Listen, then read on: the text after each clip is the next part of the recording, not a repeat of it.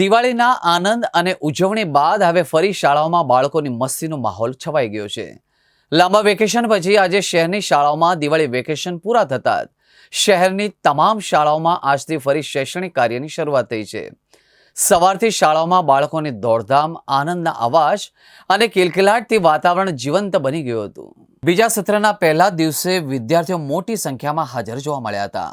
શિક્ષકો અને શાળા પ્રશાસન દ્વારા વિદ્યાર્થીઓનું સ્વાગત ઉલ્લાસભરે વાતાવરણમાં કરવામાં આવ્યું હતું। દિવાળી બાદ નવો ઉત્સાહ અને ઉમંગ લઈને બાળકો શાળામાં પરત ફર્યા હતા। ધોરણ 10 અને 12ના વિદ્યાર્થીઓ માટે આ સમય ખાસ મહત્વનો છે, કારણ કે હવે બોર્ડની પરીક્ષાની તૈયારીનું કાઉન્ટડાઉન શરૂ થઈ ગયું છે।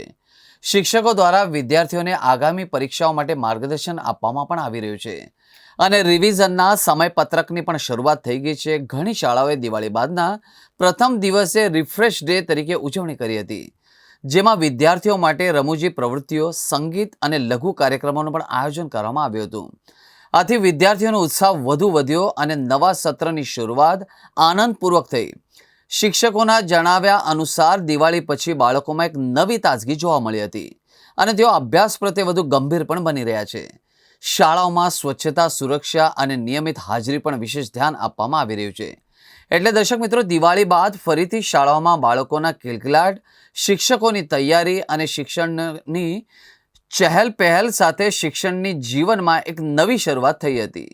આમ જોવા જઈએ તો વિદ્યાર્થીઓ જે શાળાની આત્મા છે, વિદ્યાર્થીઓ વગરની જે શાળા અથવા શાળા સંકુલ બિલકુલ નિર્જન બાસુ હોય છે।